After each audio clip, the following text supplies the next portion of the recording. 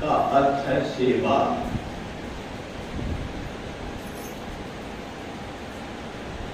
और भक्ति का दूसरा अर्थ भगवान की ओर गति, ईश्वर की ओर चलना, ईश्वर की भक्ति।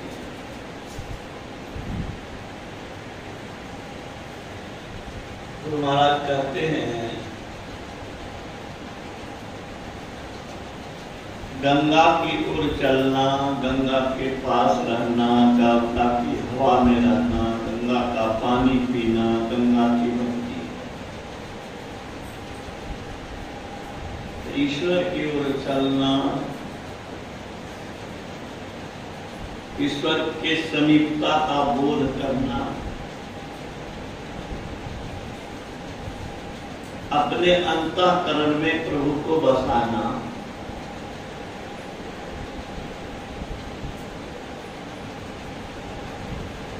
ये ईश्वर की भक्ति है।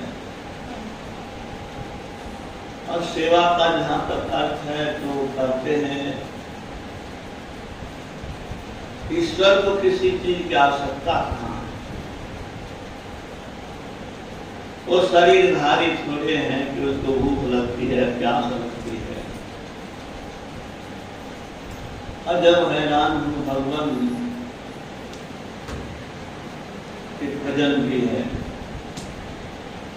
कैसी कौन वस्तु आपकी सेवा में ला? कोई वस्तु नहीं ऐसी जिसे सेवा में ला। अगर मैं आवाहन करूं तो यह तुम्हारा निरादर है। अगर आपको पुकारूं कि आइए, यह आपका निरादर है। आदर नहीं है, उल्टा। आप तो हर जगह है ये हैं, तो आपको बुलाओगे।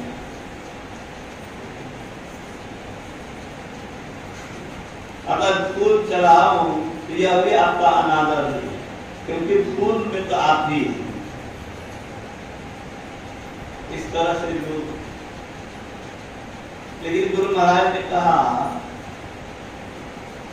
हम फूल चढ़ाते हैं, फूल चढ़ाना बेकार नहीं है। फूल के द्वारा हम अपनी श्रद्धा अर्पित करते हैं।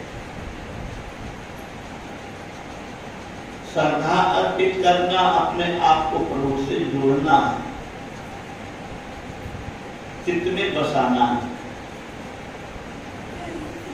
क्या भक्ति है? भक्ति में प्रमाण करते हैं तीन प्रधान बातें: स्तुति, प्रार्थना और उपासना। स्तुति कहते हैं यशगान के, गुणगान को। क्यों गुणगान करें? इससे क्या काम होगा? ईश्वर का गुणगान करेंगे तो इसके विषय में है कि बिनु जाने, जाने बिनु न होय प्रतीति, बिनु प्रतीति होय नहीं प्रीति, प्रीति ना नहीं भक्ति दिलाए जिनी खगेश जल के चिराए। उनके गुण को जब दोहराते हैं, आप सबके मालिक हैं, आप शांति स्वरूप हैं, आप कल्याण स्वरूप हैं, उनके सारे गुणों को जब याद करते हैं तो मन में बात बैठती है कि इनके पास जाने से ही कल्याण होगा।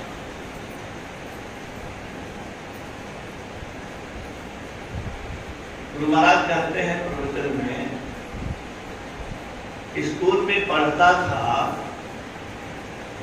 शनिवार को कोई नया पाठ नहीं दिया जाता,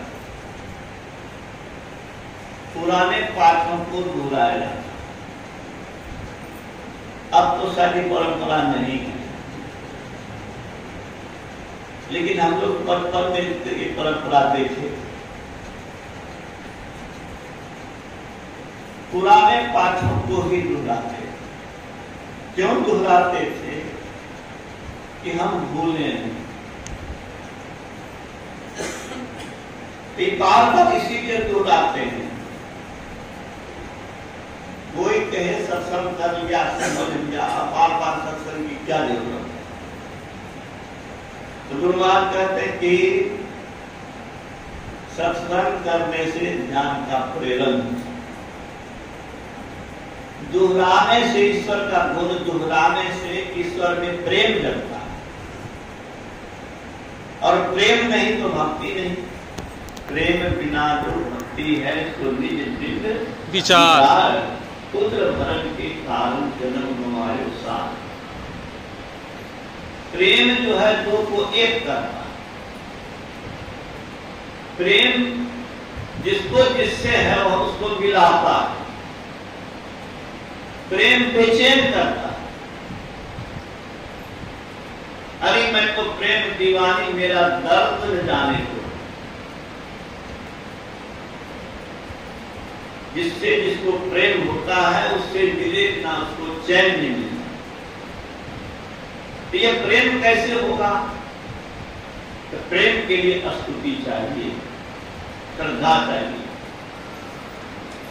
स्तुति इसीलिए हम लोग रोज करते हैं, ईश्वर की स्तुति करते हैं।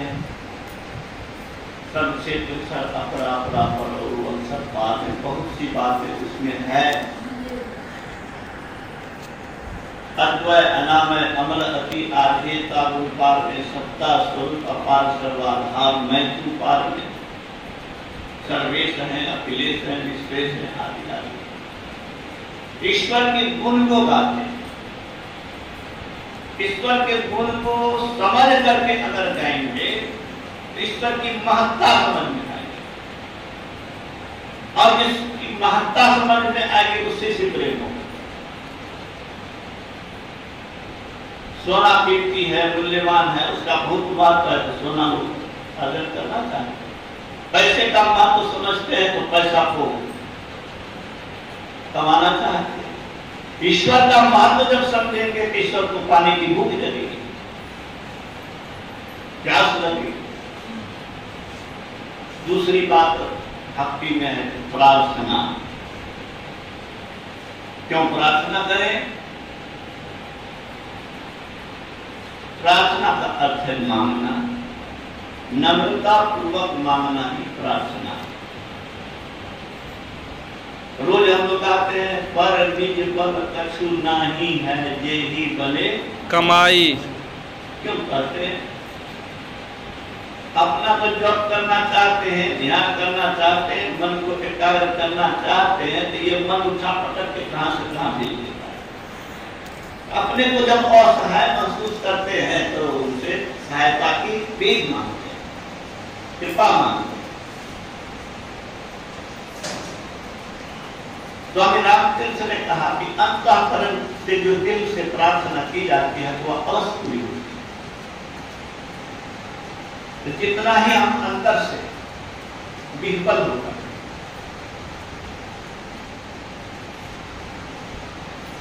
जब तक द्रौपदी पतियों पर भरोसा की, इनके रहते हमको नर्म कैसे कर सकता है, हमारा को निर्वस्त्र कैसे कर सकता है। कितने हमारे विश्व पितामह हैं, गुरु द्रोण हैं, कि महान लोग हैं, जिलों के सामने ऐसे हमारी बेइज्जती हो सकती है। उन लोग से जब तक उम्मीद रखी तब तक भगवान कृष्ण कहाँ आए।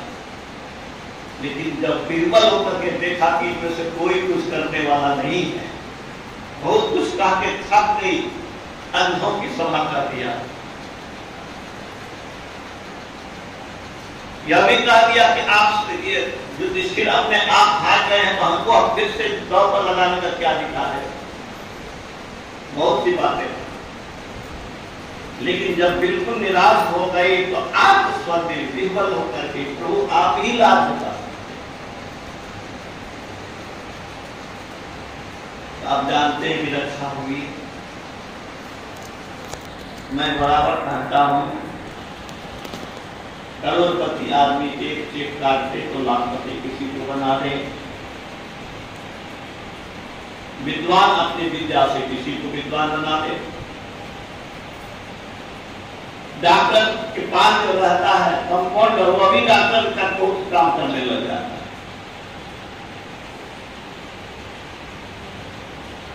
जिसके पास तप की शक्ति है, तपस्या की शक्ति है, आंतरिक उन्नति इन्होंने कर ली है, आध्यात्मिक शक्ति जिनके पास है, वो अपनी आध्यात्मिक शक्ति से आपके हमारे मन को अगर ऊपर उठा दे तो क्या आश्चर्य है।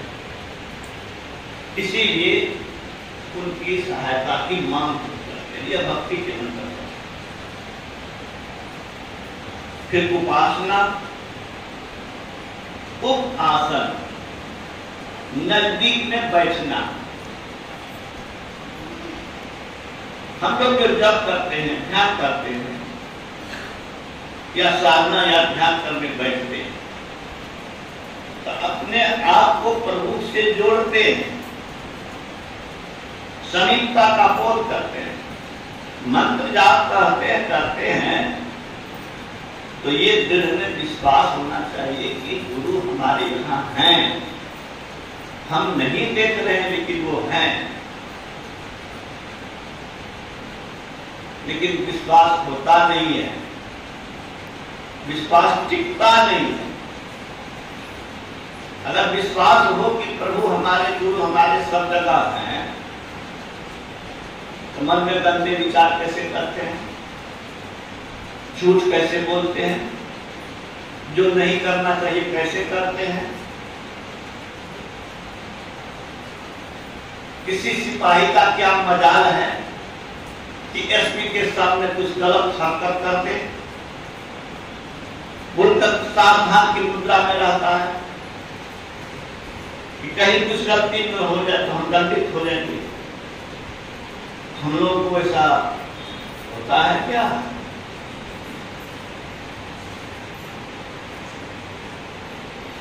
ऐसा होना चाहिए। झूठ बोले, गलत काम करें। अभी आप सुन रहे थे कुछ छिपा हुआ नहीं रहता है संत से, गुरु से। वो हमको देख रहे हैं, हमसे हम अगर गलती करेंगे तो हम उनके प्यार नहीं पा सकेंगे। इतने मन को अगर समझ पाते हैं तो काम करने से रुकेगा कि नहीं? अरे सब हमारी तपस्या बेकार हो जाएगी ये काम कर देने से, ऐसा कर देने से, नाजायज पैसा ले लेने से या नाजायज काम कर देने से हमारे प्रभु नाराज हो जाएंगे, और नाराज हो जाएंगे तो हमारी दुर्दशा हो जाएगी। ये मन को अगर विश्वास हो जाए तो वो गलत काम से करेगा। उपासना, चित्त में दूसरी चीज को नहीं आने देना, जप के माध्यम से, पुकार के माध्यम से, उनके रूप के स्मरण के माध्यम से, अथवा दोनों दृष्टि धारण को सुषुम्ना में केंद्रित करके, एकत्रित करके अपने मन को, अपनी दृष्टि को ठहराने का अभ्यास कर रहे हैं, एकाग्रता का अभ्यास कर रहे हैं। मन की चंचलता मिट रही है। मन की चंचलता मिटने का मतलब हुआ सिमटा होना।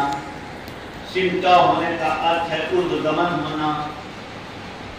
गुरु महाराज और उनके अनुयायी लोग उदाहरण देते थे कि अन्न पसरा हुआ है, उसको समेट दीजिए, उसकी ऊंचाई बढ़ जाती है। ऐसे ही हमारा मन जो फैला हुआ है, इस फैले हुए मन को अगर चिंता करेंगे गुरु निर्देशित स्थान पर, तो ऊर्ध्वगमन होगा। ऊर्ध्वगमन का मतलब क्या होगा? आंख से ऊपर ब्रह्मांड है, आंख से नीचे पिंड है, पिंड से ब्रह्मांड की ओर हम चलेंगे। पिंड से ब्रह्मांड की ओर चलने का क्या अर्थ है? हम अंधकार से प्रकाश में जाएंगे, प्रकाश से निःशब्द में जाएंगे, शब्द से निःशब्द में जाएंगे। ऊपर में इस शरीर के अंदर ही 3 पर्दा है, 3 पर्दे से ऊपर जब प्रभु से मिलेंगे तो प्रभु का दर्शन होगा, प्रभु की प्राप्ति होगी। गुरु महाराज कहते हैं यही भक्ति का शिखर काम है। भक्त ईश्वर का दर्शन चाहता है, भक्त ईश्वर दर्शन के लिए विह्वल रहता है। ईश्वर दर्शन भक्ति का सर्व अंतिम काम है। इस काम के किए बिना कल्याण नहीं होगा। यही बात तो अभी रामायण में पाठ में आप लोगों ने सुना। सुख स्वरूप है परमात्मा, सुख मिलेगा। जिस सुख को, वैसे सुख किसको कहते हैं? मन इंद्रिय को जो सुहाता है उसको सुख कहते हैं। लेकिन ये सुख जो है मन इंद्रियों को सुहाने वाला संसार के भोग से, संसार के रस से, वो रस से जो सुख मिलता है वो टिकता नहीं। गुरु महाराज कहते हैं ये सुख भ्रामक सुख है। क्या है? भ्रामक। भ्रामक कैसे? आपको भ्रम में रखता है, धोखा में रखता है। ऐसी धोखा के पेट में आपका जीवन बर्बाद हो जाता है। संसारिक सुख कहिए, विषय सुख कहिए, इंद्रिय जन सुख कहिए, भौतिक सुख कहिए, ये सब सुख क्या है? भ्रामक है। धोखे में आपको रखेगा और क्या करेगा? अंतिम आपकी दुर्दशा कराएगा। इसमें तृप्ति नहीं है। गुरु महाराज कहते हैं कि सुख में क्या है? तृप्ति नहीं है, मतलब संतुष्टि नहीं है। और की भूख लगी रहती है।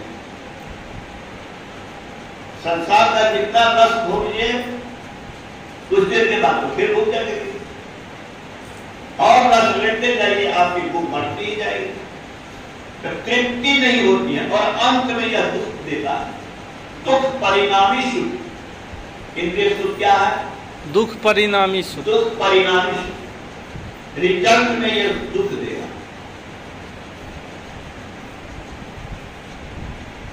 इसीलिए संत लोग कहते हैं झूठे सुख को सुख कहे, मानव है मनमोद जगत चले ना काल के कुछ मुख में कुछ गोल। ये झूठा सुख। मैं बराबर कहता हूं कि वह झूठा मित्र है जो 20 वर्ष के बाद 10 वर्ष के बाद मेरा हवा काटता है। उसको मित्र कैसे मान ले जो आगे चल के मेरा गला काटे? वो मिलना क्या जिसका बिछुड़ना तय है, वो पाना क्या जिसका खोना तय है, वो सुख क्या जिसका रोना तय है, छटपटाना तय है। इसलिए यह सुख सुख नहीं है, ये भ्रामक सुख है, हमको फंसा के रखता है, धोखे में रखता है। इसलिए गुरु महाराज ने कहा यह जब जानो छली महाई। छली महाई। सबने कहा यही अगमा पाई, तुम पकड़ा यही जान सा। या भव दुख सहो महाई, बिना सदगुरु को कौन सा है? इन दुखों से उबरने के लिए गुरु की सहायता की आवश्यकता है। तो ये झूठे सुख है। वस्तु कहीं ढूंढे कहीं कहीं भी आवे, हाथ का कभी तो पाइए तो भेद लीजिए साथ। अरे सुख की ही बात कर रहे हो तो सुख जहां है वहां में सुख मिलेगा। सुख स्वरूप परमात्मा, शांति स्वरूप परमात्मा है। वहां दुख तो पहुंच ही नहीं सकता। अभी सुन रहे थे कि सूर्य के सामने अंधकार जाने का हिम्मत नहीं कर सकता। हम तो कहते हैं सूर्य के सामने अंधकार जा सकता है। विज्ञान कहता है कैसे जा सकता है? जिस दिन उसका हाइड्रोजन खत्म हो जाएगा, हाइड्रोजन हीलियम में बदलता है, न्यूक्लियर फ्यूजन होता है। अरे कोयला जब सड़ जाएगा तो आग खत्म होगी कि नहीं? तो सूर्य को भी कोयला है हाइड्रोजन का। जिस दिन उसका हाइड्रोजन खत्म हो जाएगा उस दिन वह हीलियम में बदलेगा कहां से और रोशनी देगा कहां से? तो सूर्य के पास भी अंधकार जा सकता है। इसी तरह कोई भी असंभव बात संसार में संभव हो सकती है। गुरु महाराज ने कहा कि ईश्वर की रचना में क्या असंभव हो सकता है, क्या नहीं हो सकता है। वशिष्ठ मुनि के पुत्र मारे गए। अब पुत्र वधू गर्भवती थी, सुरक्षित स्थान में ले जा रहे थे और वो गर्भ के बच्चा जो है वेद का उच्चारण कर रहा था। वशिष्ठ जी कहते हैं कि पुत्री ये कौन गा रहा है? कहा कि गर्भ में आपका पोता पोता जा रहा है। शक्ति मुनि का। हाँ, अब उतना नाम लेने की जरूरत नहीं, आ गया बात कराओ। बात क्या है कि कह के गुरु महाराज क्या कहते हैं, कोई कहीं कैसे हो सकता है, अरे गर्भ का बच्चा कहीं बोलेगा और कहीं हम आवाज सुनेंगे। तो गुरु महाराज कहते हैं ईश्वर की रचना में क्या नहीं हो सकता है। अरे खंभा फाड़ करके जब नरसिंह भगवान प्रकट हो सकता है, अरे ट्रेन में जब आगे में लाश भी सकती है और पीछे के डब्बे में सर बाहें फूट सकती है, तो बीच के डब्बे में किसी को खरोच क्यों नहीं आई? ये असंभव नहीं है क्या? तो ईश्वर की रचना में कुछ भी असंभव नहीं है। सारा असंभव संभव हो सकता है, लेकिन ईश्वर के पास गए बिना शाश्वत सुख नहीं मिलेगा, पूर्ण सुख नहीं मिलेगा, नित्य सुख नहीं मिलेगा, दुख रहित सुख नहीं मिलेगा, नामक सुख मिलेगा। मैं बराबर कहता हूं कि आग किसी को शीतलता नहीं दे सकती, बर्फ किसी को गर्मी नहीं दे सकता, उड़ते एरोप्लेन पर कोई बैठ कर अस्थिर नहीं हो सकता। सुख स्वरूप परमात्मा है, आत्मा है। बाहर में तो भटक के हम लोग बचपने से देख रहे हैं, बाहर का सर्वस्व ले रहे हैं, लिया है, लेकिन क्या सुख मिला? लेकिन थोड़ी देर ही सही, जब शरीर से इंद्रियों से अपने को सरकाते हैं, तंद्रा में ले जाते हैं, निद्रा की ओर ले जाते हैं, उसमें कितना चैन मालूम पड़ता है। मैं पोती को जगाने गया, देर हो गई, उठा देते, भड़क गया, उठना नहीं चाह रही, उठा जब जबरदस्ती उठा रहा तो रोने लगी। समझिए कितना आनंद आ रहा है, उस आनंद में बाधा देने से बच्चा भी होता है। तो गुरु महाराज कहते हैं एक नमूना है ईश्वर की ओर से। क्या नमूना है? जब हम शरीर इंद्रियों से सिमटते हैं, कैसे सिमटते हैं? लेट करके किताब पढ़ रहे हैं, हाथ में किताब है, आलस आ रहा है, तंद्रा आ रही है, किताब गिर जाता है कि नहीं?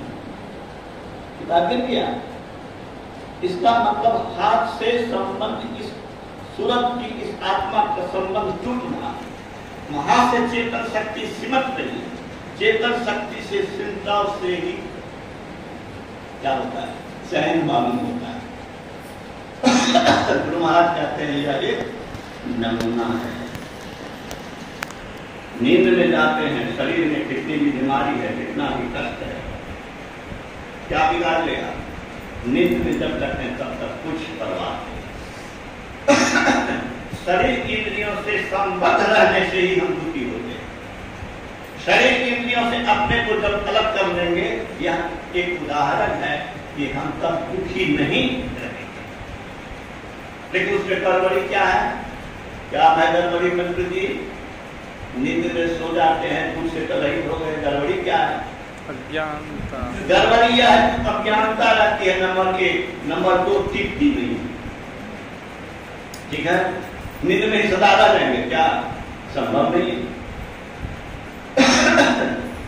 गुरु महाराज कहते हैं जगे हुए भी रहे, चैन भी लगा रहे हैं, कितना मजा आएगा।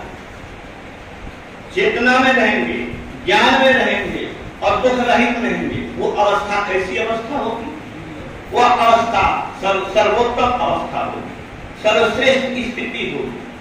मैं बराबर कहता हूं कि सर्वश्रेष्ठ शरीर से सर्वश्रेष्ठ स्थिति में जाओ तो सर्वश्रेष्ठ शरीर का सदुपयोग हुआ, और सर्वश्रेष्ठ शरीर पा करके अगर निकृष्ट अवस्था में गए तो तुमने इसका भारी दुरुपयोग किया। मैं बराबर कहता हूं कि राइफल जो है वह शत्रु को मारने के लिए है, बलात्कारी को मारने के लिए, लुटेरा हत्यारा को मारने के लिए है, देश पर आक्रमणकारी को मारने के लिए है। अब तुम असहाय, लाचार, बेचारा चिड़िया को मार रहे हो, तो उस राइफल का तुम दुरुपयोग ही नहीं कर रहे हो, आत्मघात भी कर रहे हो, अपनी दुर्दशा को भी आमंत्रित कर रहे हो। इसी तरह से अगर इस ईश्वर को भूल करके सर्वश्रेष्ठ शरीर से सर्वश्रेष्ठ काम परमात्मा की प्राप्ति है, परमात्मा की ओर प्राप्ति छोड़ दो, दूर की बात, चलना तो तेरा काम है। अगर चले भी नहीं, कोशिश भी नहीं करें कलेक्टर बनना विद्यार्थी के हाथ में नहीं है, लेकिन कलेक्टर बनने के लिए, डॉक्टर बनने के लिए, इंजीनियर बनने के लिए मेहनत करना उसके हाथ में। और मैं बराबर कहता हूं कि जो मेहनत करता है, हिम्मत मत खुदा, God helps those who help themselves. Guru Maharaj ने कहा ईश्वर उसी की मदद करता है जो अपनी मदद करता है। शिक्षक उसी विद्यार्थी को चाहता है जो विद्यार्थी मेहनती होता है, जो विद्यार्थी स्वयं परिश्रम करता है, पुरुषार्थ करता है, उसको वो सहारा देता है। भाई उठना चाहता है, नहीं उठ पा रहा है, आप भी सहारा दे देंगे। आपका बैल है, नहीं उठ पा रहा है, उठा रहे हैं, कुल और लग रहा है, क्या करिएगा? बेटा है, पढ़ाना चाह रहे हैं, कुल नहीं पढ़ रहा, एक दिन 2 दिन थोड़ा बहुत मेहनत करिएगा, अंत में आप निराश होकर छोड़ दीजिए। अपना जोर लगाना है। 1980 में ध्यान में आया था कि भारतीय महानिवेशन में गुरु महाराज ने कहा था अपना जोर लगाओ, हिमालय के समाधि संस्कृत तुम्हारी मदद करे। तो पहले आप जब करने जब बैठते हैं तो कहिए कि मैं 1 घंटा से पहले नहीं उठूंगा, भिक्षक का समय है, अभी कहाँ हमको काटना है, शाम है, दिन में काम करके आ गए हैं, अब कौन काम है, अब खाना और सोना है, थोड़ा कम सोए तक क्या हो गया, थोड़ा लेट से सोए तक क्या हो, अपना काम तो करें। तो अधिक से अधिक अभ्यास करने की भूख अगर नहीं है, प्रभु को पाने की लालसा अगर नहीं प्रबल हो रही है, जोर नहीं लगा रहे हैं, तो समझते हैं कि अपनी हानि आप कर रहे हैं, अपना जीवन अनमोल समय जो अवसर हाथ से खो रहे। कहने सुनने का अर्थ नहीं है। चंद्रकला जी बहुत प्रेमी है। जब कभी हम 25-30 वर्ष से देखता हूं कि जब कभी सूचना किया अकेले नहीं आई, झुंड के लेकर के आए, मोहल्ले के लोगों को लेकर आए। और देखो चंद्रकला जी, मैं इतने जोर से इतने लंबे समय से प्रवचन नहीं कर पा रहा। आज देखिए गुरु महाराज की बात ऐसी है, तो आयोजक के भावना पर भी गुरु की कृपा होती है। और प्रेम से इन्होंने कहा था कि 10 अंतिम में 10 मिनट ले गए। मैं सच पूछो तो परेशान था, आने की स्थिति में नहीं था, गैस लगता था मेरी छाती में चढ़ा हुआ, मैं बोल नहीं पाऊंगा, जाऊंगा तो क्या करूंगा, लोग बोलने के लिए कहेंगे फिर परेशानी हमको होगी, फिर होगी तो होगी, चलना। मेरे कहने का अर्थ यह है कि आप अगर भावना ठीक रख रहे हैं, निश्चल प्रेम अगर कर रहे हैं, तो गुरु की कृपा छिनेगी क्या, रुकेगी क्या? हरगिज नहीं रुकेगी। मौत को भी भगाने की क्षमता गुरु में है, लेकिन इसमें कहने की कोई बात नहीं है। ये प्रमाणित तथ्य है। मृत्यु के द्वार से लौटा है, एक नहीं अनेक लौटा है। हम लोग भी कितने कितने कष्ट में कितनी अच्छी स्थिति अनुभव किए हैं। अद्भुत बात है कि गुरु की कृपा का वर्णन नहीं है, हम लोगों में कमी है, और उस कमी को दूर करने के लिए मैं सचेत रहता हूँ और आप लोग को भी कहता हूँ, आप लोग भी दुनिया की किसी चीज की, किसी आदमी की, किसी संबंध की परवाह मत कीजिए। परवाह करना है तो गुरु की परवाह कीजिए, परवाह करना है तो गुरु के प्यार में से मिले इसकी परवाह कीजिए। अरे भगना ने मामा को काट दिया, मामा ने भगना को काट दिया, बेटा ने बाप को काट दिया, बाप ने बेटे को काट दिया, धन संपत्ति करोड़ अरब रहते हुए आदमी छटपटा के मर गया। किसी पर भरोसा करना है? एक गुरु के सिवा दुनिया में विश्वास करने के लायक, भरोसा करने के लायक कुछ भी नहीं। उनकी बात को खूब पढ़िए, और मैं प्रचारक लोगों से खास कर कहूंगा कि गुरु महाराज की वाणी को आप याद कीजिए, पद को भी और गद को भी। मैंने बहुत मेहनत से अमृत संचयन में गुरु महाराज के एक अगर सिद्ध किया है गुरु महाराज का कि पहुंचे हुए संचित आप पढ़ कर देख लीजिए। 2500 जगह का उदाहरण है गुरु महाराज क्या क्या कहा था। और कैसे किस आधार पर मैं कहता हूं कि गुरु महाराज पहुंचे हुए संत थे? मैं नहीं कह रहा हूं, गुरु महाराज स्वयं कह रहे हैं। आप परम पद प्राप्त संत में ही शीर्षक पढ़िए, पहला लेख, उसमें आप पढ़िएगा कि गुरु महाराज कितने दिन क्या क्या बोले हैं। वक्तव्य में उन्होंने स्पष्ट कर दिया, इतना में कुछ बाकी नहीं है। आप जहां कहीं जिस विषय पर बात करना चाहें, उस विषय पर गुरु महाराज के 50 वर्ष से किन किन उस शांति संदेश में, किस पुस्तक में क्या कहा गया, क्या लिखा गया है, उसका संचयन है। मैं चाहूंगा कि उन वचनों को आप याद रखें, उन वचनों को लोगों के बीच प्रेस करें। लोगों के बीच प्रेस करने से सत्संगी को विशेष लाभ होगा, क्योंकि गुरु महाराज की वाणी में जो ताकत है वह अपनी बात में कोई ताकत नहीं है। आप क्या कहेंगे? शिशु बात कहते थे धरती के उस पार नहीं दे सकता, उनकी वाणी में क्या ताकत होगा? ताकत तो उसमें होगी जो विश्व ब्रह्मांड को अपने अंदर में देखता है, जो स्वयं ईश्वरी शक्ति प्राप्त कर लिया। ईश्वर की वाणी उनकी वाणी से मुझ से गुरु महाराज के शब्द जो है वो ब्रह्मवाणी है, अटल वाणी है, अमोघ वाणी है, अमृत वाणी है, अनुपम वाणी है। श्री सतगुरु महाराज